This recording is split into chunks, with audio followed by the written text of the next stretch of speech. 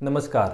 हमारे देश के इतिहास में कुछ ऐसी घटनाएं हुई है जिसे हम काला अध्याय यानी कि ब्लैक चैप्टर भी कहते हैं। उसमें से एक है साल 1975 में देश में लगाई गई इमरजेंसी यानी कि आपातकाल की घटना। आज की युवा पीढ़ी को इस घटना के बारे में ज़्यादा जानकारी नहीं है, लेकिन जिन्होंने ये आपातकाल देखा था, अगर आप उनसे पूछेंगे तो आपको पता चलेगा कि ये कोई छोटी मोटी घटना नहीं बल्कि भारत की आज़ादी के बाद हुई प्रमुख घटनाओं में से एक है। क्योंकि जैसे आज़ादी से पहले अंग्रेजी सरकार भारत के लोगों पर अत्याचार और जुल्म करती थी, ठीक वैसा ही इंदिरा गांधी की सरकार ने अपने ही देश के लोगों पे जुल्म और अत्याचार किए थे। कई लोगों को मारा गया, हजारों लोगों को जेल में डाल दिया गया, लोगों पे गोलियां चलवाई गई, हजारों लोगों की नसबंदी करवाई गई और भी काफी कुछ हुआ था इस इमरजेंसी के दौरान। तो आज के इस वीडियो में मैं आपको इमरजेंसी का पूरा इतिहास समझाने की कोशिश करूंगा कि इमरजेंसी कब, क्यों और किसने लगाई थी, इमरजेंसी के दौरान क्या क्या हुआ था, कब इसे हटाया गया, क्यों हटाया गया और हमारे देश और देश के लोगों पे इसका क्या प्रभाव पड़ा। ऐसा बहुत कुछ जानेंगे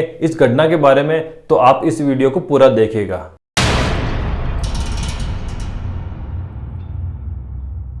इमरजेंसी साल 1975 में लगाई गई, लेकिन ये किस वजह से लगाई गई थी, क्या कारण थे, यह जानने के लिए हमें कुछ साल पीछे जाना पड़ेगा।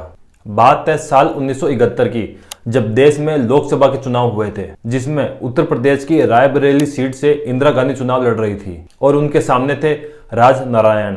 उस समय रायबरेली में जो चुनावी माहौल बना हुआ था, उसके हिसाब से राज नारायण के जीतने के चांसेस ज्यादा थे और वहां के लोगों को भी यही लगता था कि राज नारायण ही ये चुनाव जीतेंगे। लेकिन इस चुनाव में इंदिरा गांधी करीब 1,11,000 वोटों से जीत गई, जिसके बाद वो भारत की प्रधानमंत्री बनी। राज नारायण ये चुनाव हार गए थे और इतनी बुरी तरह से हारने के कारण उन्हें यह शक हुआ कि इंदिरा गांधी ने इस चुनाव में कोई झोल किया है, जिसके बाद राज नारायण ने चुनाव में गड़बड़ी करने के आरोप लगाते हुए और इसकी जांच करवाने के लिए इलाहाबाद हाईकोर्ट में इंदिरा गांधी के खिलाफ केस दर्ज किया। उस समय इलाहाबाद हाईकोर्ट के जस्टिस थे जगमोहन लाल सिन्हा।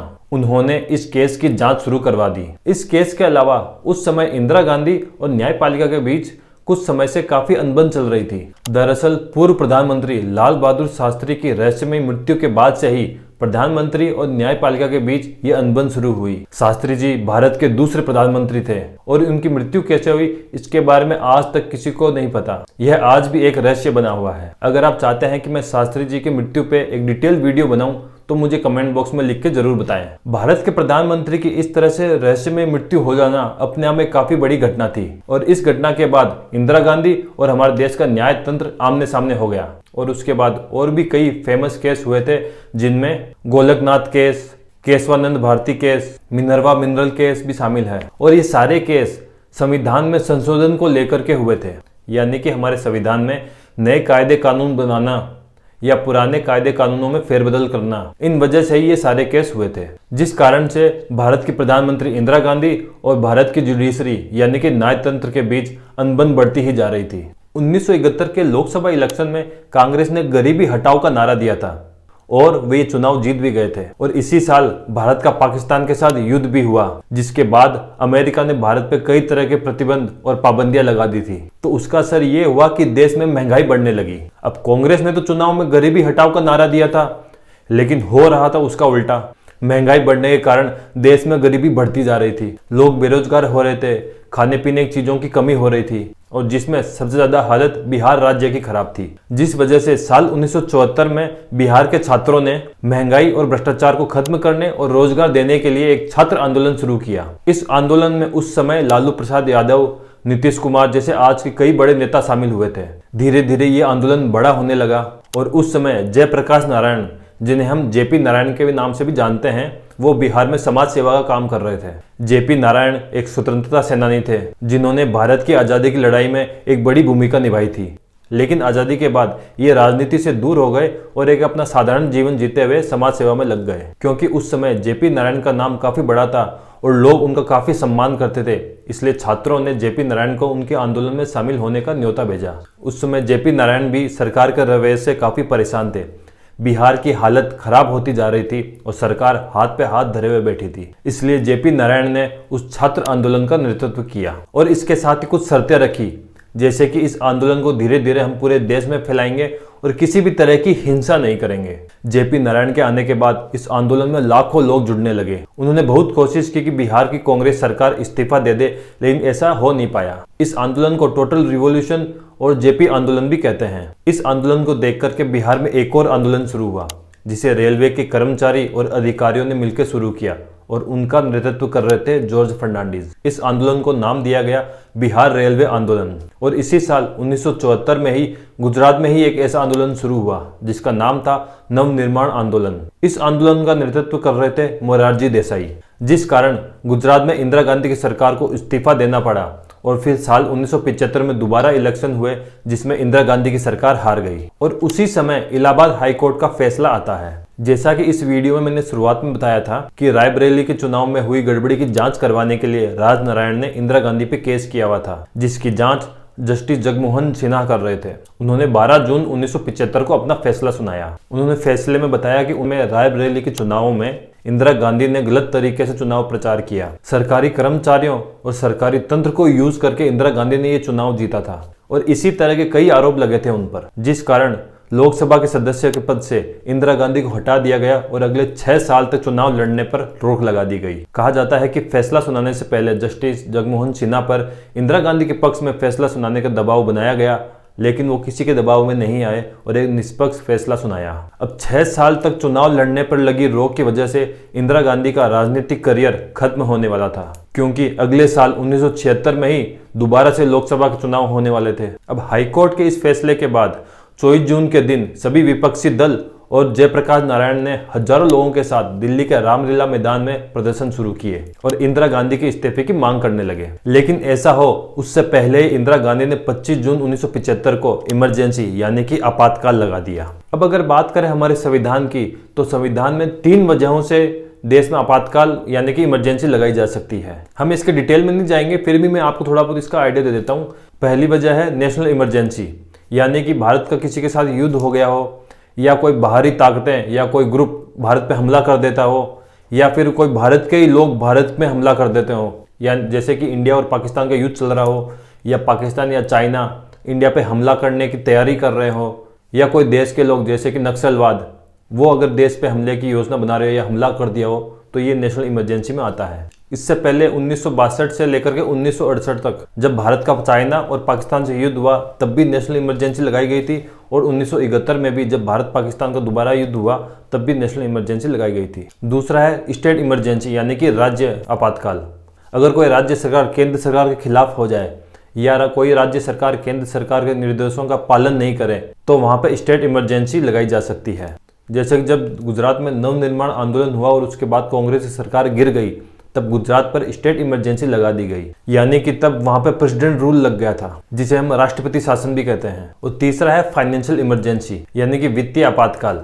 जब देश कंगाल हो गया हो या भारत की इकोनॉमी खराब हो गई हो, देश की अर्थव्यवस्था चरमरा जाए, तब देश के अंदर फाइनेंशियल इमरजेंसी लगाई जा सकती है। तो इनमें से 25 जून 1975 को इंदिरा गांधी ने जो नेशनल इमरजेंसी लगाई थी उसका कारण उन्होंने बताया कि देश में अंदरूनी गड़बड़ हो गई है, यानी कि इंटरनल डिस्टरबेंस का कारण बताकर इंदिरा गांधी ने देश पे नेशनल इमरजेंसी लगा दी थी, जिसका बाद में पता चला कि ऐसा कुछ नहीं था देश में, और इंदिरा गांधी ने सिर्फ अपने राजनीतिक जीवन को बचाने के लिए पूरे देश में इमरजेंसी लगा दी थी। और इसीलिए भारत के इतिहास में ये इमरजेंसी की घटना हमेशा विवादों में रही है। इंदिरा गांधी ने ऑल इंडिया रेडियो के स्टेशन से संदेश देकर के देश में इमरजेंसी लगाने की घोषणा की थी।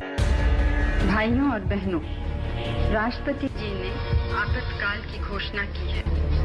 इससे आतंकित होने का कोई कारण नहीं है। और तब उन्होंने कहा था कि देश में इमरजेंसी लगाना जरूरी हो गया है, क्योंकि कुछ लोग हैं जो देश की सेना और पुलिस को सरकार के खिलाफ ही भड़का रहे हैं, और इसीलिए देश की अखंडता और एकता को बचाने के लिए इमरजेंसी का फैसला लिया गया है। अब आपको ये जानकर बड़ा आश्चर्य होगा कि इंदिरा गांधी ने इमरजेंसी लगाने से पहले ही उन राजनेताओं की लिस्ट बना ली थी जिन्हें जेल में डालना था, और जैसे ही इमरजेंसी की घोषणा आई उन सभी राजनेताओं को जिनका भी नाम उस लिस्ट में था उन्हें रातों रात पकड़ करके जेल में डाल दिया गया। इसमें सभी अपोजिशन पार्टी के लीडर और सभी प्रमुख एमपी एमएलए शामिल थे। अब सांसदों को जेल में डालने का एक कारण यह भी था कि संसद में विरोध करने वाला कोई ना हो, जिससे इंदिरा गांधी जो चाहे वो कर सके, और उन्होंने ऐसा किया भी, जिसके बारे में हम इस वीडियो में आगे बात करेंगे। जयप्रकाश नारायण, मोरारजी देसाई, लालकृष्ण आडवाणी, वाजपेयी जी जैसे बड़े बड़े नेताओं को जेल में डाल दिया गया और जो भी नेता ये आंदोलन करने वाले थे उन सभी को गिरफ्तार कर लिया गया। इन सभी को जेल में कहाँ रखा गया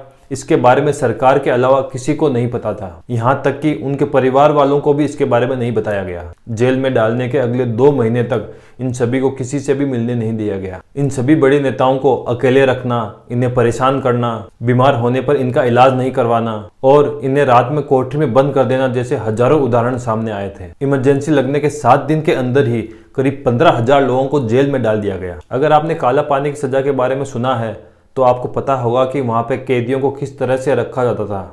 कुछ वैसा ही इमरजेंसी के दौरान इन राजनेताओं के साथ किया गया था। रात को सोने नहीं देना, भूखे रखना, पानी नहीं देना, मारपीट करना, टॉर्चर करना और उनके साथियों के बारे में बार बार पूछना। इस तरह के अत्याचार उन पे जेल में हो रहे थे, क्योंकि इमरजेंसी के ऐलान के साथ ही कई विपक्षी नेता या तो गायब या अंडरग्राउंड हो गए थे। सुब्रमण्यम स्वामी रातों रात अमेरिका भाग गए थे। ऐसे ही कई ऐसे नेता थे जो अभी भी सरकार की गिरफ्त से दूर थे, उन्हें ढूंढा जा रहा था। और जब लोग उन पे हो रहे अत्याचार के खिलाफ आवाज उठाते तो पुलिस उन पे गोलियां चला देती, जिसमें कई लोग मारे गए। और ऐसा नहीं है कि ये सब सिर्फ पुरुषों के साथ हो रहा था। गायत्री देवी और विजयराजे सिंधिया को भी गिरफ्तार करके बीमार कैदियों के साथ रखा गया। श्रीलता, मृणाल गोरे, दुर्गा भागवत जो समाजवादी नेता थी, उन्हें पागल खाने में रखा गया था। तो कुल मिलाकर के करीब 1.5 लाख लोगों को बिना किसी जुर्म के 1 साल और 8 महीने तक जेल में डाल दिया गया था। क्योंकि हमारे संविधान के अनुसार सरकार को इमरजेंसी के वक्त अगर ऐसा लगे कि ये आदमी विरोध कर सकता है तो उसे विरोध करने से पहले ही जेल में डाल दिया जा सकता है। विरोध और प्रदर्शन करना तो दूर की बात थी। अब अगर बात करें कि उस समय इंदिरा गांधी ने संविधान को कैसे तोड़ा मरोड़ा था, तो जैसा कि अभी मैंने आपको बताया था कि संसद के सभी प्रमुख सांसद जो विपक्ष में थे उन सभी को पकड़ के जेल में डाल दिया गया था। यानी कि अब संसद में सिर्फ इंदिरा गांधी की सरकार के ही सांसद बैठे थे।